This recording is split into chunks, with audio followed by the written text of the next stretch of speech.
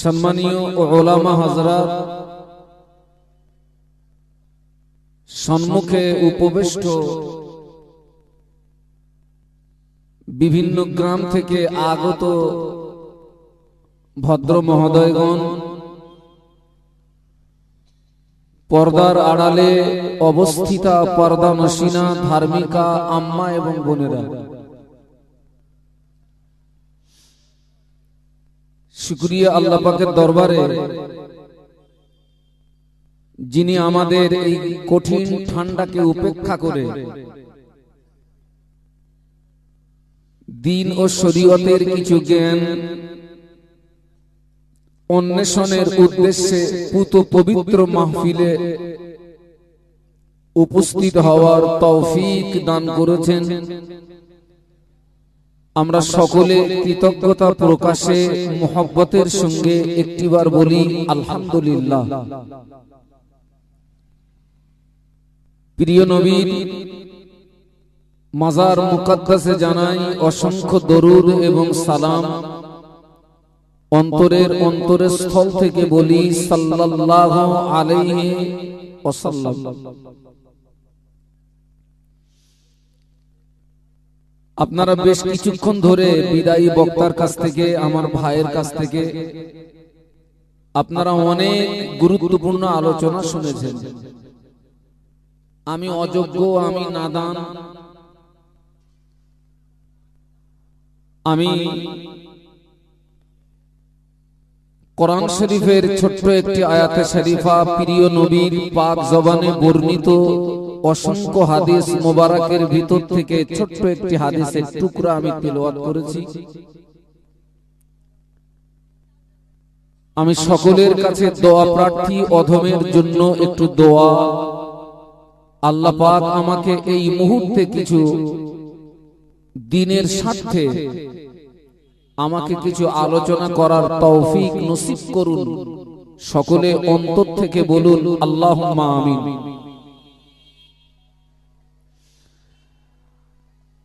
আপনারা যারা শ্রোতা হিসাবে এসেছেন,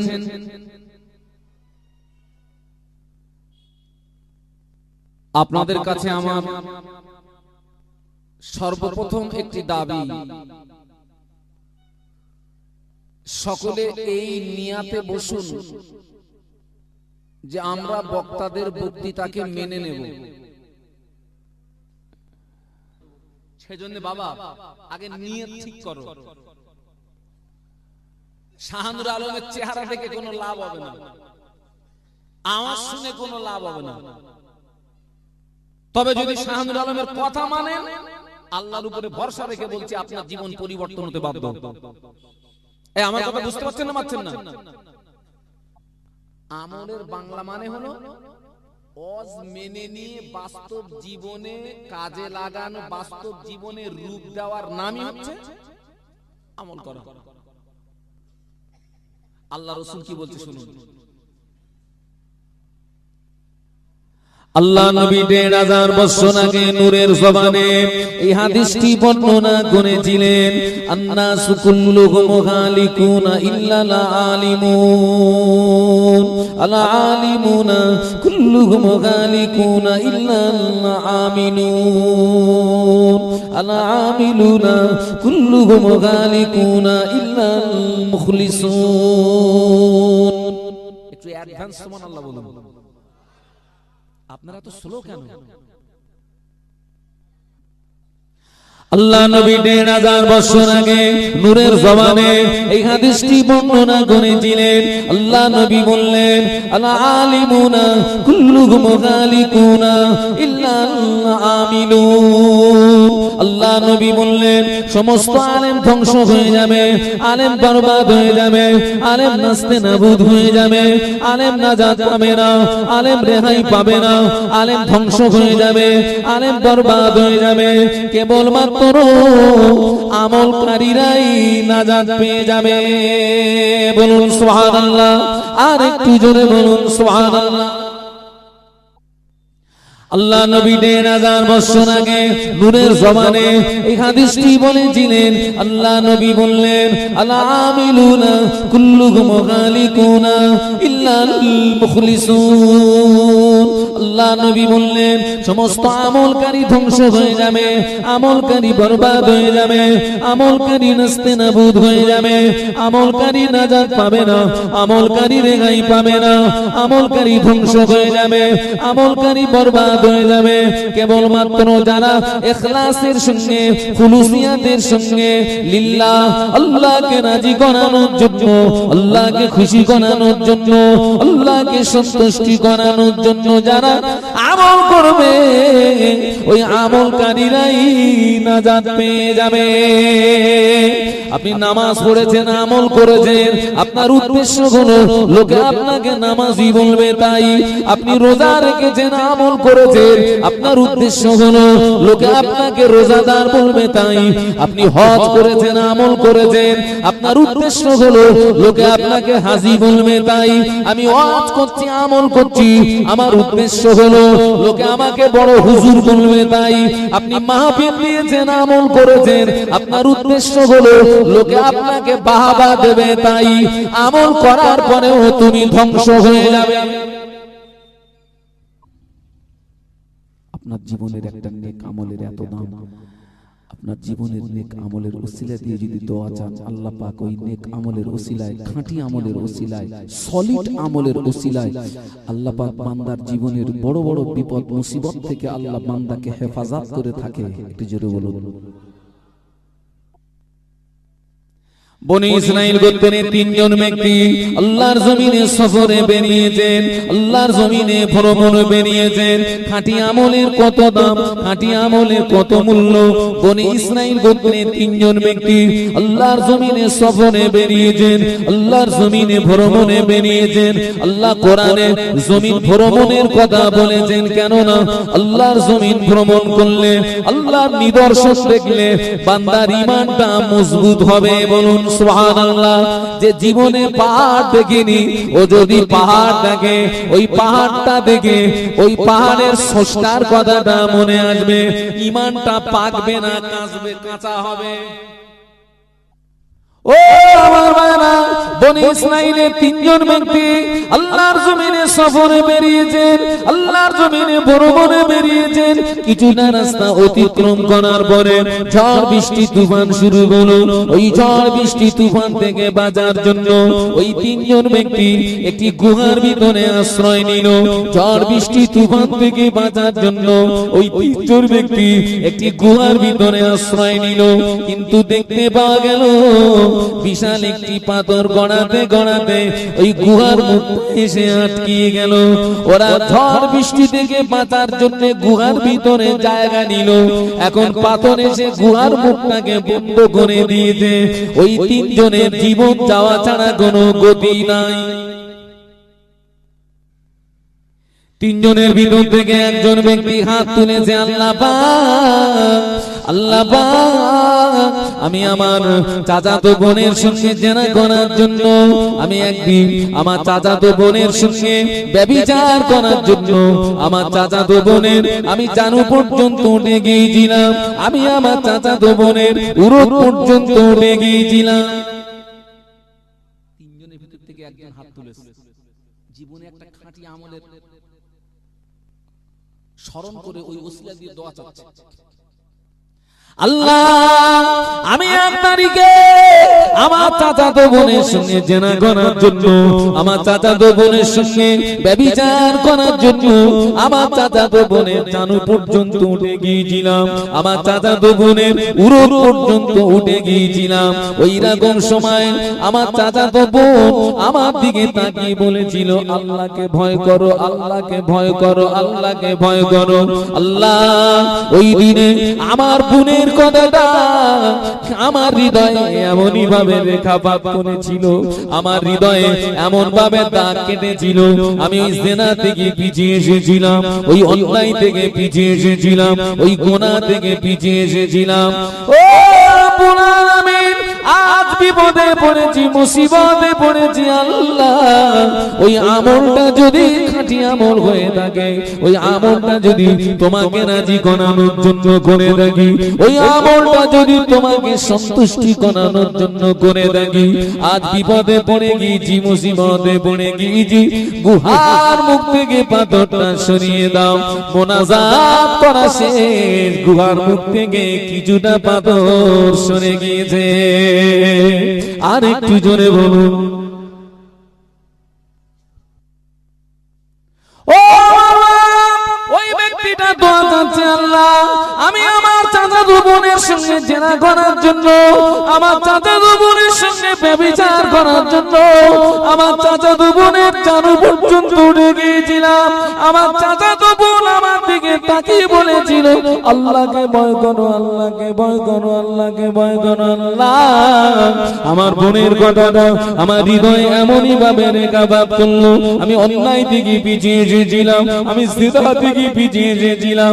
ও রব্বুল আলামিন আল্লাহ, ওই আমলটা যদি তোমাকে রাজি করানোর জন্য করে থাকি, ওই আমলটা যদি তোমাকে খুশি করানোর জন্য করে থাকি, ওই আমলটা যদি তোমাকে সন্তুষ্টি করানোর জন্য করে থাকি, বিপদে পড়ে গিয়েছি, মুসিবতে পড়ে গিয়েছি, গুহার মুখ থেকে পাথর সরিয়ে দাও। মোনাজাত করা শেষ, গুহার মুখ থেকে কিছুটা পাথর সরে গিয়েছে। বলুন সুবহানাল্লাহ।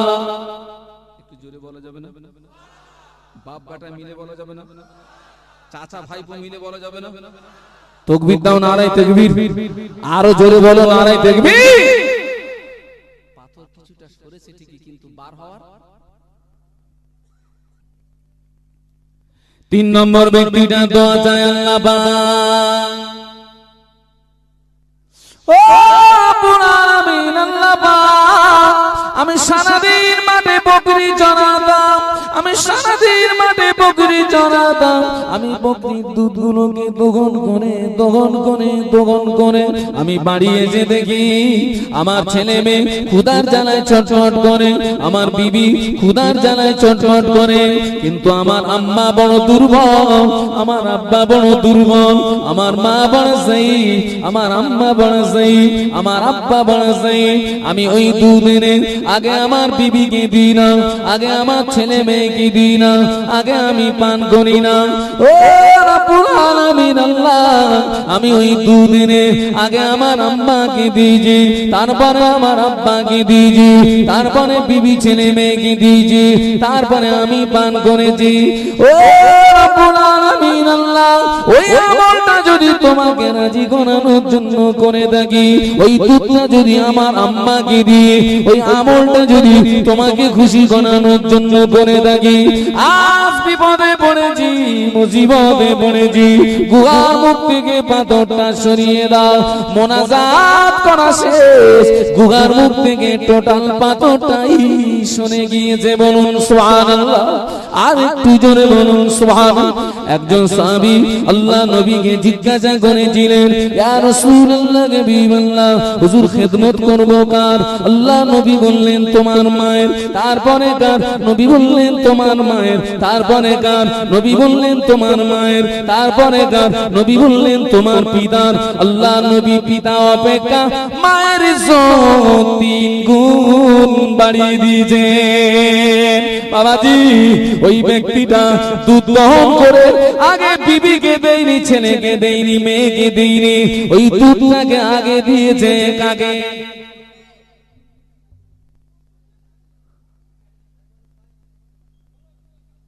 আমার দিকে তাকান, আগে দুধ দিয়েছে কাকে? আমাদের দুধ আগে কোন দিকে যায়?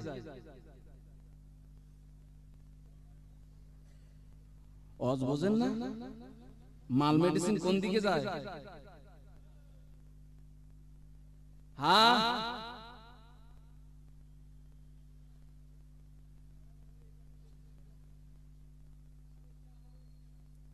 ও একজন সাহাবী আল্লাহ নবীকে জিজ্ঞাসা করেছিলেন, ইয়া রাসূলুল্লাহ, হাবিবাল্লাহ, হুজুর আপনি আমায় অনুমতি দিন, আমি জিহাদে যাব, আমি শহীদ হব, আমি জিহাদে যাব, আমি শহীদ হব।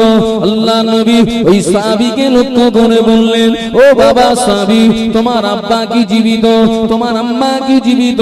নাম ইয়া রাসূলুল্লাহ, আমার আব্বা জীবিত, আমার আম্মা জীবিত। আল্লাহ নবী বললেন, ও বাবা সাহাবী, বাড়ি চলে যাও, তোমার আব্বা মা সেবা যত্ন করো, তোমার আব্বা মার খাই খেদমত করো, তোমার আব্বা মার সেবা যত্ন করো, তোমার আব্বা মার খাই খেদমত করো। আমি আল্লাহ নবী বলছি, আমার আল্লাহ পাক তোমার নামায় আমলে জিহাদে নেকি দান করবে। আর একটু জোরে বলুন সুবহানাল্লাহ। আল্লাহ নবী ১৫০০ বছর আগে নূরের জবানে এই হাদিসটি বর্ণনা করেছিলেন, হুমা জান্নাতুকা ওয়া নারুকা, হুমা জান্নাতুকা ওয়া নারুকা। আল্লাহ নবী বললেন, ও আমার সাহাবীরা শুনে রাখো, আমি আল্লাহ নবী বলছি, তোমাদের আব্বা মা তোমাদের জন্য জান্নাত, তোমাদের আব্বা মা তোমাদের জন্য জান্নাত। যে ছেলের উপরে ওর আব্বা মা খুশি, যে ছেলে মেয়ের উপরে ওর আব্বা মা খুশি, ও ছেলে তোমার ব্যবহারে, তোমার আচার আচরণে তোমার আব্বা যদি খুশি হয়, তোমার মা যদি খুশি হয়, ওই ছেলে মেয়েটার উপরে স্বয়ং আমার আল্লাহ খুশি হয়ে যায়। জোরে বলতে পারলেন না? আরো জোরে বলতে পারলেন না? আব্বা মায়ের খুশিতে কে খুশি? কি পাওয়ার! ও দুদিনে মাকে দেওয়ার কারণে ওই আমলের ওসিলা দিয়ে দোয়া চাইতে টোটাল পাথরটা কি হয়ে গেছে? একটু সুবহানাল্লাহ বলা যাবে না? আর একটু জোরে বলা যাবে না? আমরা তো বক্তা মানুষ, একটা কথা বললে তার পৃষ্ঠে আরেকটা কথা এসে যায়, আল্লাহ আনিয়ে দেয়। কাল কিয়ামতের মাঠে ময়দানে মাশারে আল্লাহ পাক ইনসাফের পাল্লা খাড়া করবেন, আল্লাহ মিজানের পাল্লা খাড়া করবেন। আল্লাহ কোরআনে বললেন, ফামান ইয়ামাল মিসকালা যাররাতিন খায়রান ইয়ারা ওয়া মান ইয়ামাল মিসকালা যাররাতিন শাররান ইয়ারা। আল্লাহ বলে, বান্দা পৃথিবীর জমিনে যদি যাররা পরিমাণে নেকির কাজ করো, কাল কিয়ামতের মাঠে আমি আল্লাহ তোমাকে যাররা পরিমাণে নেকির জাযা দান করব। বলুন সুবহানাল্লাহ। আল্লাহ পরে বললেন, বান্দা পৃথিবীর জমিনে যদি যাররা পরিমাণে গুনার কাজ করো, কাল কিয়ামতের মাঠে ওই গুনার খেসারতটা তোমার গুনাহ লাগবে। যাররা ব্যাখ্যা দিতে গিয়ে তাফসীরকারকরা ব্যাখ্যা দিয়েছেন, জমিন দিয়ে যে ছোট পিপিলিকা গুলো চলে, ওই পিপিলিকার মাথাকে যাররা বলা হয়। আল্লাহর কোন বান্দা, আল্লাহর কোন বান্দি অতটুকু পরিমাণে যদি নেক আমল করে, আল্লাহ যেমন জাযা দেবেন, অতটুকু পরিমাণে গুনার কাজ করলে কিয়ামতের মাঠে ওই গুনার খেসারতটা গুনাহ লাগবে। কিয়ামতের মাঠে আল্লাহ ইনসাফের পাল্লা খাড়া করবে, মিজানের পাল্লা খাড়া করবে। নেকির পাল্লার কাছে জান্নাতি ফেরেশতা দাঁড়িয়ে থাকবে, গুনার পাল্লার কাছে জাহান্নামী ফেরেশতা দাঁড়িয়ে থাকবে। নেকির পাল্লাটা যদি ভারী হয়ে যায়, জান্নাতি ফেরেশতারা সম্মানের সঙ্গে জান্নাতে পৌঁছে দেবে। গুনার পাল্লাটা যদি ভারী হয়ে যায়, জাহান্নামী ফেরেশতারা অপমানের সঙ্গে জাহান্নামায় নিক্ষেপ করবে।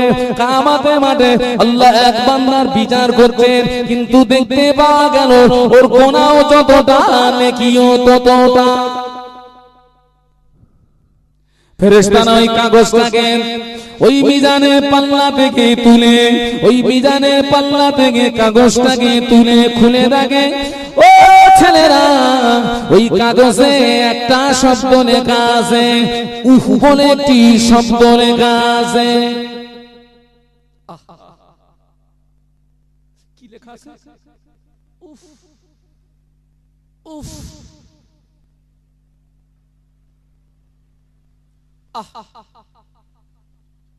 ও ছেলে, তোমার ব্যবহারে, তোমার আচার আচরণে তোমার আব্বার মনে যদি ব্যথা লেগে যায়, তোমার আব্বার জবান থেকে যদি শব্দটা বেরিয়ে যায়, ওটা তোমার জন্য বদদোয়া।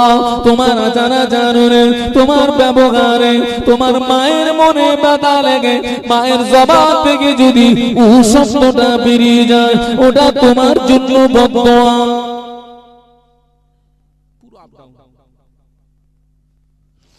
আল্লাহ নবী ১৩,০০০ বছর আগে নূরের জবানে আরেকটা হাদিস বলেছিলেন, মা মিন ওয়ালাদিন বারিন ইয়ানজুরু ইলা ওয়ালিদাইহি নাযারা রাহমাতিন ইল্লা কাতাবাল্লাহু লাহু বিকুল্লি নাজরাতিন হাত্তা তামাবরুর।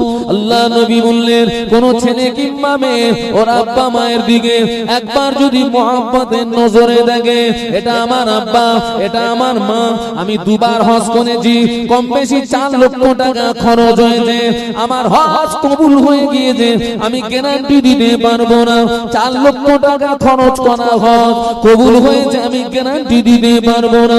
আল্লাহ নবী গ্যারান্টি দিলেন, মা মিন ওয়ালাদিন বারিন ইয়ানজুরু ইলা ওয়ালিদাইহি নাযারা রাহমাতিন ইল্লা কাতাবাল্লাহু লাহু বিকুল্লি নাজরাতিন হাত্তা তামাবরুর। আল্লাহ নবী বললেন, কোন ছেলে কিংবা মেয়ে ওর আব্বা মায়ের দিকে একবার যদি মহব্বতের নজরে তাকায়, এটা আমার আব্বা, এটা আমার মা, আল্লাহ নবী বললেন, আল্লাহ পাক ওই ছেলে মেয়েটার নামায় আমলে আমার আল্লাহ একটা কবুল হওয়া নফল হজের সওয়াব দান করে। ও সাহাবী, আল্লাহ নবী একটু বিরক্তি সুরে বললেন, ও বাবা সাহাবী, আল্লাহর নেকির ভান্ডারে নেকি কমে নেই বাবা, আল্লাহর নেকির ভান্ডারে নেকি কমে নেই বাবা, তুমি 70 বার নও, তুমি যদি দিনে তোমার আব্বা মায়ের দিকে 100 বার মহব্বতের নজরে তাকাও, আমার আল্লাহ পাক তোমার নামায় আমলে আমার আল্লাহ 100টা কবুল হওয়া নফল হজের সওয়াব দান করে। আর একটু জোরে বলুন, 70 বার না 100 বার। আল্লাহ নবী তার সাহাবীদের নিয়ে বসেছিলেন, হঠাৎ একজন বৃদ্ধা মহিলা আল্লাহ নবীর দরবারে আসতেন। আল্লাহ নবী ওই মহিলাকে দেখে দাঁড়িয়ে গেলেন, সাহাবীরা অবাক হয়ে যান, কেউ মহিলা যাকে দেখে আল্লাহ নবী দাঁড়িয়ে গেলেন, ওই মহিলাটি আল্লাহ নবী নিকটস্থ যেই না গেলেন, আল্লাহ নবী গায়ের চাদর মোবারকটা খুলে বাজ করে বাজ করে বাজ করে আল্লাহ নবী জমিনে বিছিয়ে দিয়ে ওই বৃদ্ধা মহিলাটাকে নিজে চাদর মোবারকের উপরে বসিয়ে দিলেন। সাহাবীরা অবাক হয়ে যান, কে মহিলা, সাহস তো কম নয়, আল্লাহ নবী চাদর মোবারকের উপরে বসে ওই মহিলাকে চাদর মোবারকের উপরে বসিয়ে দিয়ে আল্লাহ নবীর সঙ্গে কিছুক্ষণ কথোপকথন হলো। ওই মহিলা যখন বিদায় নিলেন, সাহাবীরা জিজ্ঞাসা করলেন, ইয়া রাসূলুল্লাহ, হাবিবাল্লাহ, হুজুর বেয়াদবি মাফ করুন, কেউ মহিলা চিনতে পারলাম না, আপনি আল্লাহ নবী, আপনি যাকে দেখে দাঁড়িয়ে গেলেন, আপনি আল্লাহ নবী গায়ের চাদর মোবারকটাকে ভাঁজ করে বসার ব্যবস্থা করে দিলেন, কেউ মহিলা চিনতে পারলাম না। ও দারিয়াপুরের জওয়ানেরা, ও দারিয়াপুরের যুবকেরা, আল্লাহ নবী কাঁদো কাঁদো কাঁদো কাঁদো কাঁদো কাঁদো নয় বলেছিলেন, ও আমার সাহাবীরা, আমি রাসূলুল্লাহ আমার আব্বাকে পাইনি, আমি রাসূলুল্লাহ আমার মায়ের সেবা যত্ন বেশি দিন পাইনি, আমার আব্বাকে আমি দেখি না, আমার আব্বাকে আমি পাই না, আমার মায়ের সেবা যত্ন বেশি দিন পাই না, উনি আমার অন্য কেউ না, উনি হলেন আমার দুধমা হালিমাতুস সাদিয়া।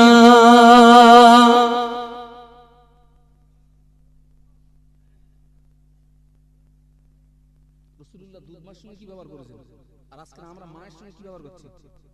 পশু না তুমি? আল্লাহ রাসূল যে ঘরটায় শুয়ে আছেন, ঘরটা কার? হ্যাঁ, আম্মা জান আয়েশা সিদ্দিকার ঘর। আহারে, আমাদের আম্মা জান আয়েশা সিদ্দিকা রাদিয়াল্লাহু তাআলা আনহা ওই ঘরের ভিতরে আল্লাহ নবীকে যেদিন কবরস্থ করা হলো, আমাদের আম্মা জান ওই ঘরের ভিতরে খোলামেলা ঘুরতেন। ওই ঘরের ভিতরে মুসলিম জানের প্রথম খলিফা আবু বকর সিদ্দিক রাদিয়াল্লাহু আনহুকে ওই ঘরের ভিতরে যেদিন কবরস্থ করা হলো, আমাদের আম্মা জান ওই ঘরের ভিতরে খোলামেলা ঘুরতেন। ওই ঘরের ভিতরে যেদিন মুসলিম জানের দ্বিতীয় খলিফা ওমর রাদিয়াল্লাহু আনহুকে যেদিন কবরস্থ করা হয়, ওই দিন থেকে আমাদের আম্মা জান আয়েশা সিদ্দিকা রাদিয়াল্লাহু তাআলা আনহা ওই ঘরের ভিতরে আর খোলামেলা ঘুরতেন না।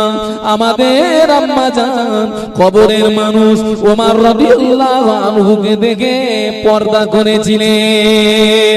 একটু জোরে বলা যাবে না সুবহানাল্লাহ। আমাদের আম্মা জান আয়েশা কবরের মানুষকে দেখে পর্দা করেছিলেন। এ যুগের আয়েশা এরা সন্তদের দেখেও পর্দা করে না।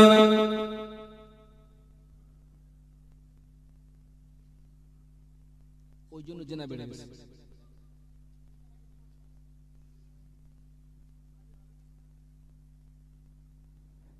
মসজিদের মুসল্লিরা আপনি মসজিদে 5 ওয়াক্ত নামাজ জামাতে পড়েন। এ হাজী সাহেব আপনি 100 বার হজ করেছেন। আপনি হাজী সাহেব আপনি মসজিদের কোণাবে আপনি জায়গা নির্দিষ্ট করে নি আল্লাহ বিল্লাহ করেন। আপনার মেয়েটা পর্দা করে না, আপনার বিবি পর্দা করে না, আপনার বৌমা পর্দা করে না। ও হাজী সাহেব গাজী সাহেব সুফি সাহেব শুনে রাখো, তুমি যতই হজ করো কিয়ামতের দিন তোমাকে তাইয়ুস হয়ে জাহান্নামায় যাওয়া লাগবে। বাবাজি আল্লাহ রাসূল 1000 বছর আগে নূরের জবানে হাদিসটি বলেছিলেন, আত-তাইয়ুসু লা ইয়াদখুলুল জান্নাহ, তাইয়ুস জান্নাতে প্রবেশ করবে না। তাইয়ুস হলো তারা যারা তাদের বিবিকে পর্দা করে না, শিয়ানা মেয়েকে পর্দা রাখে না, বৌমাকে পর্দা করে না। বাবাজি তুমি যতই হজ করো আর নামাজ পড়ো তাইয়ুস হয়ে জাহান্নামায় যাওয়া লাগবে।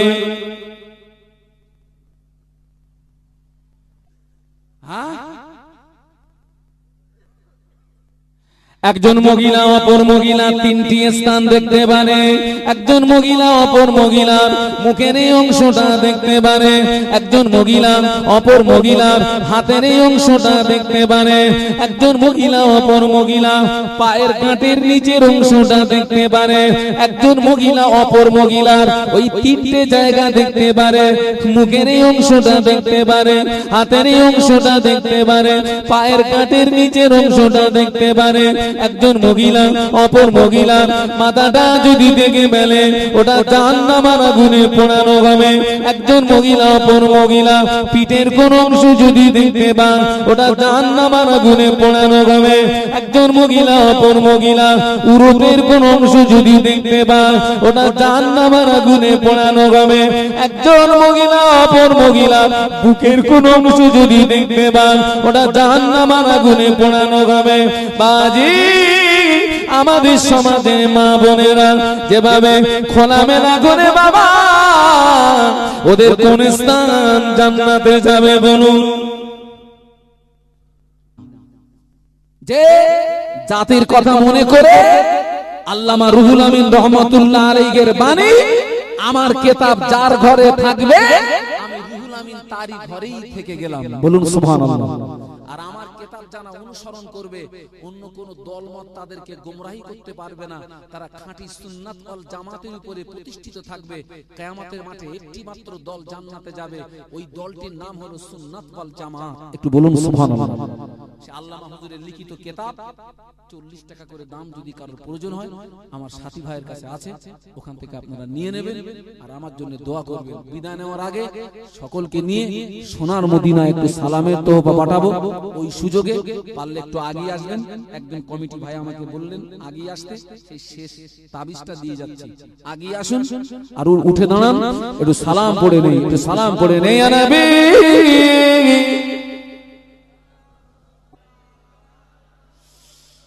তায়েফের দুষ্টু ছেলেরা আমার নবীকে পাগল বলে মারিল পাথর ছুড়িয়া, উঠিল আরশ কাঁপিয়া। নবী সালাম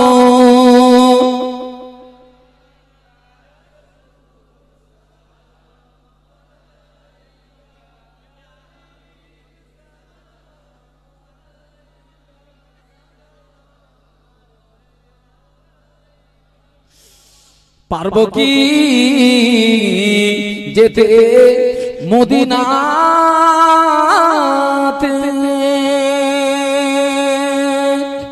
পাবো কি পাক রওজা দেখিতে,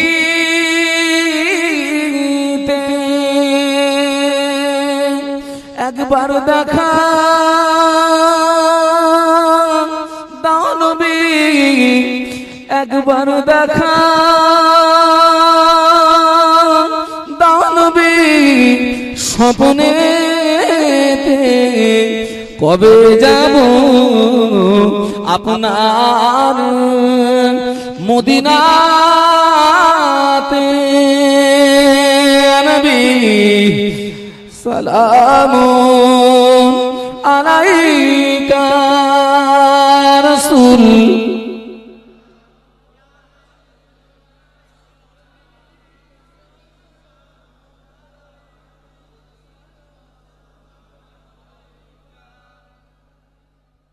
সম্মানীয় উলামা।